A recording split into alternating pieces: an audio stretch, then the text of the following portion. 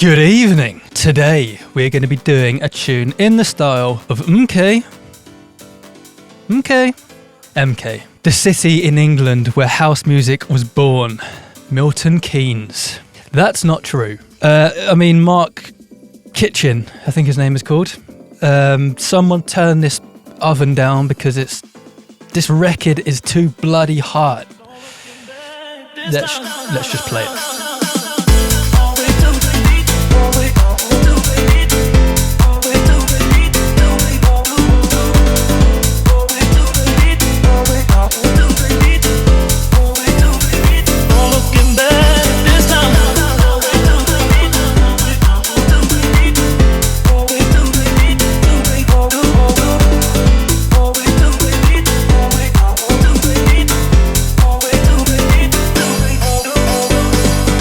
Alright, let's just run it from the top.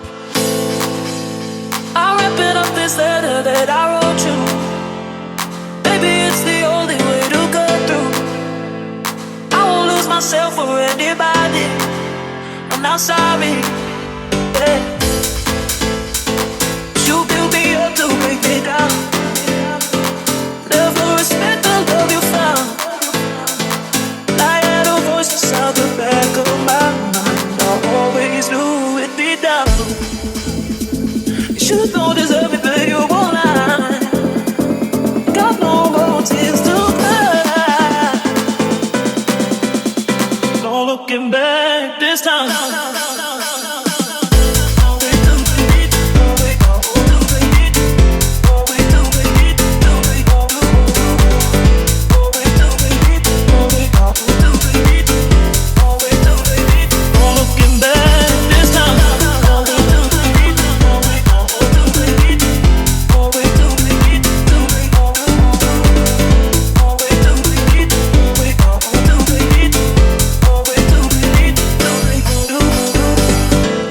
Lovely, right, let's get into it. So, we are starting in A minor. We're at 131 beats per minute. One thing that I realised when doing this song is it's difficult when the house is like predominantly piano. Normally you'd have like synth groups of loads of different things going on. With this, the piano is effectively the only synth I'm using in it. And you don't have the luxury of sort of switching up different sounds. And because I wanted to keep it like pretty traditional piano house and make sure that the piano was the thing that was really driving the synth bus in this sense. So the main ways I found to keep it interesting were changes in the rhythm of the piano and then changes in the chords depending on each different section. So I'm just going to start with the piano throughout the whole of the song because it goes on a bit of a journey and I think it's easier to break it down all in one. So I've got two pianos. One is the classic M1 house piano. I've got this velocity thing on there which is an Ableton stock. Got the drive up a little bit, got the random up a little bit. It just helps to change the velocity so you don't have to input it all yourself. Bit of compression, bit of OTT. I've got this ozone imager on there to widen it up because the M1 piano is quite down the middle. This helps make it much wider. Got a bit of saturation on there and a bit of soothe. And then the second one is a Nexus patch, which is called 17. It's in a pack called Feel Good House Piano 17. And I've taken the reverb off and we've got similar settings. We've got the compressor on there, OTT, bit of soothe. So in terms of the chords, we are in A minor. So our first chord is A minor. The root down here in our left hand, the fifth, the E, and then the root an octave higher, and then the third above that. And then we're hanging on this A minor, but we're putting a D in there, which is adding a fourth to that chord. So it gives it a bit of a dissonant feel.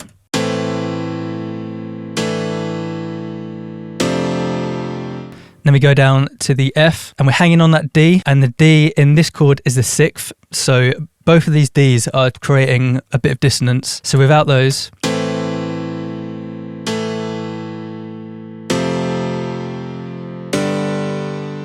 they're pretty straight triads. So these Ds here just help to create a little bit of difference. So it's not just a really basic chord effectively.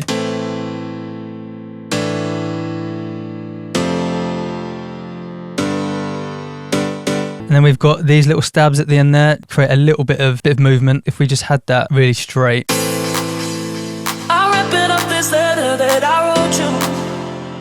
Baby, it's the only way to go through.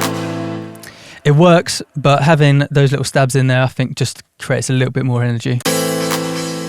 I'm wrapping up this letter that I wrote you.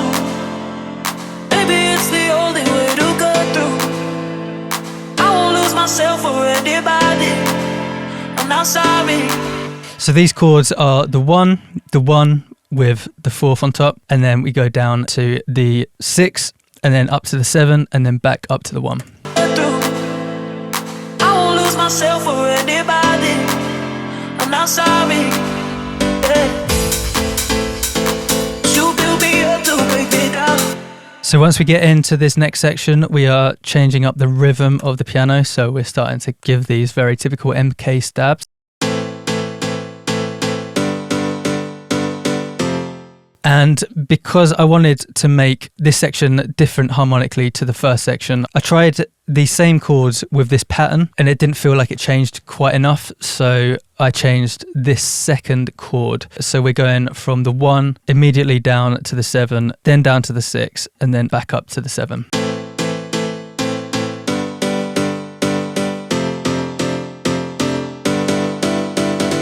And these first two chords are pretty basic triads. So we've got our root note, our fifth, our root note, the octave, and our third. And then the same structure for this chord. And then this one, we introduce this D again. So this is the 6th of this chord. So again, it just helps bring a bit of dissonance. You build me up to break me down. Never respect the love you found.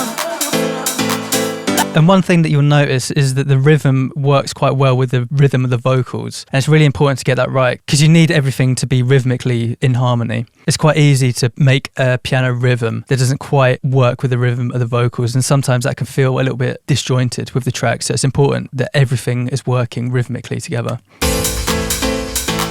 You build me up to break me down. Never respect the love you found.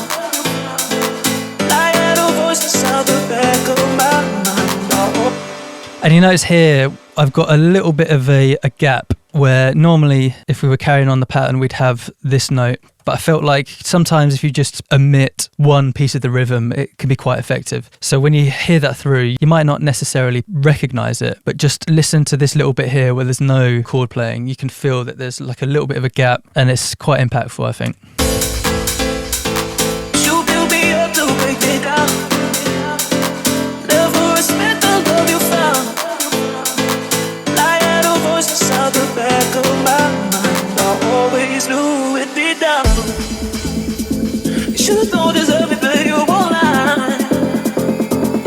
So we come into this little build section, change the rhythm again. So this is going to be the rhythm that happens in the drop. So we're teasing that rhythm a little bit, and we've changed the chords a little bit as well. So we're still staying on this 1, so this A minor. But this second one, we're going up to the 3rd in the scale. So this is a C major. And when I first played it in, I felt like it worked harmonically, but I feel like it sounded a little bit too happy. This is how it was initially. You should don't deserve it, but you won't lie. Got no more tears to cry. And to make it sound a little less sort of nursery rhymey, I added this 7th in. So this is a B. So we're playing the C major with a B on top of it. So that's the 7th. So it just helps to make it a little bit more dissonant. So it doesn't sound too happy. You should don't deserve it, but you won't lie. Got no more tears to cry. No looking back this time.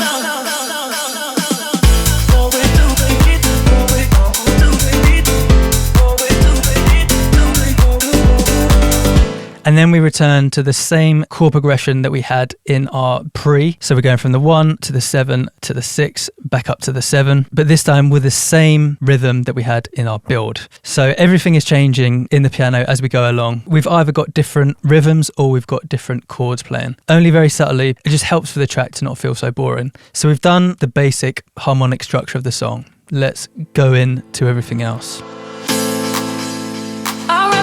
First thing is that reverse piano. Just in case you don't know how to do that, I just take this first chord from our piano and I make it as long as possible. Command T to create a new audio track. We change this X in to resampling. Solo this Nexus track. Record our new audio track. And then we click on that, press R, and it reverses it. And then we stick that right at the start. Delete that, and now we have a reverse piano. I Open up this letter that I wrote you. Maybe it's the only way to go. So first thing is the atmosphere of this section is really driven by this clap, and MK uses a lot of 909 samples. So pretty much all of these samples that I'm using are 909s. In this whole bit before the drop, I've got this Valhalla room, which has a really long pre-delay on it. So it sounds like it's in a massive space. If we had that pre-delay down, still sounds good, but pushing that pre-delay up means that the reverb takes longer for it to kick in after the sample has been played. It gives it this really nice sort of pumping sound to it. This letter that I wrote you. Maybe it's the only way to go through. I won't lose myself for anybody. I'm not sorry. Hey. You build me up to break me down. Then we're just introducing some hats, so a 909 open, along with this clap. And I've got this little tambourine shaker just to help bring the energy a little bit.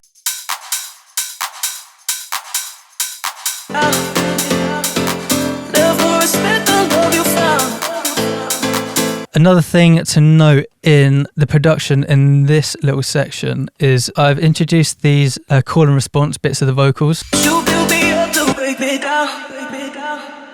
Never respect the love you found. So this one is literally just being used as an echo. So I've just added this line into another audio track, put a little bit of reverb on there. You build me up to break me down, break me down. So you've got a little bit of call and response. And then we've done the same thing for this second line. Never respect the love you found. But I've melodined it, so I've changed the melody just slightly. So it's not a carbon copy of that same melody. And I've just changed the echo to be Love You Found. So it's just a very slight change of the melody, but I think it just makes it a little bit more interesting than doing the same thing. Never respect the love you found. And I had a voice inside the back of my mind. I always knew it deep down. You should know there's everything you want. So we're introducing a high string here, of course. Very, very typical of this kind of house. And then we're just taking the high end out of the pianos as we go into this build. So just creating a little bit of tension. It deep down. You should know there's everything you want. Got no more tears to cry. And then of course we have a 909 snare, which is just being used as a build. Same with the pianos. We're just taking out the highs in the beginning bit and slowly introducing the highs. You should know there's everything you want. Got no more tears to cry. No looking back this time. So the little fill that we've used, again, very typical for this kind of house, 909 crash, just 4 beats before I drop. And then we have our little ghost snare, which is doing a bit of a fill.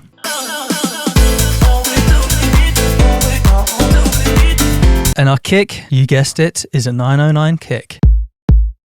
Very clean sounding. And then we have our 909 clap on top of that. And you notice that I've automated out that really long pre-delayed reverb because it would just muddy up this drop section a little bit too much. So we've taken this off in this section. Got our hats. We've got a ghost hat again, which is a 909. Very skippy, so we're not on beat, so we're really swinging it. So if it was on beat, feels a little bit lackluster. We just pull that behind the beat a little bit. Gives it a real nice skip. And then we have this ghost snare, which is doing a very similar thing, all behind the beat. We're just trying to create a little bit of skip because the foundation of our beat is this, which is very, very straight. And to create a little bit of that danceability to it is why we add these ghost hats and these ghost snares. So you notice all of these are behind beat. So if they were all on the beat, sounds a little bit flat again, so just a tiny bit behind. And then I've got this shaker on top of this. This shaker I've genuinely changed about 10 times while doing this. I started off with a shaker because I knew that I was going to need that kind of thing from the start, and the rhythm was never quite right. It didn't have the right swing. So I've kept going back and changing it, and I eventually landed on this one because I felt like the actual shuffle of it worked much better than all the other ones that I found previously. So a lot of time is spent changing samples in and out, even just a loop like this, very simple loop. But when you get the right one with the right rhythm, it'll make a massive difference to the energy of the song. So it's definitely worth doing.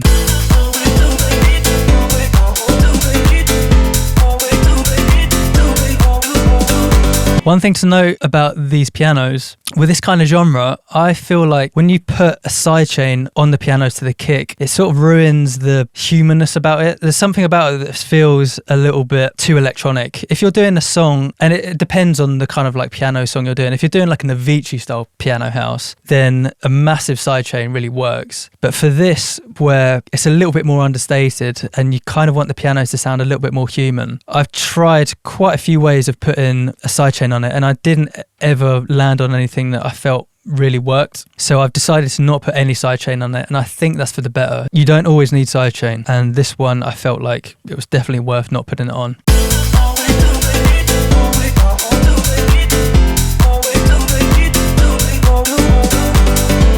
So vocal chops, very quickly, I'll just run through how I've done those. So I took the original vocal and put it onto a new track, and you double click on that, and see all of these yellow markers up here is where you can just double click in this little dark grey section and create a new warp marker. So these are going to be all of the points where your chops are starting. So I went through the whole of the acapella and picked out bits that I felt that sounded like they would be good for chopping. Sometimes if it's 2 or 3 words in, like a second, it doesn't work so well. So these like really obvious sections where there's sort of one hit are the best places to look, because little bits like this, It's the only way to go. when there's a few words going on all in a short space of time, they don't tend to be the best areas to be chopped. So you kind of want these really clean sections where it's like one hit.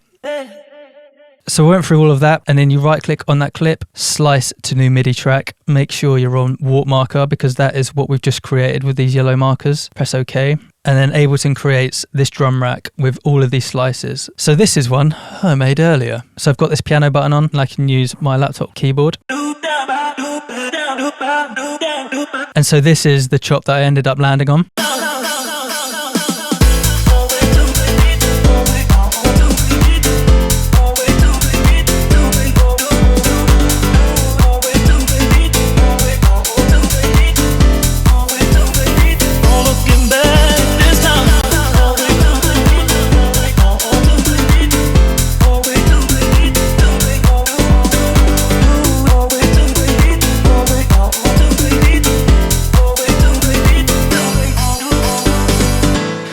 And there we have it.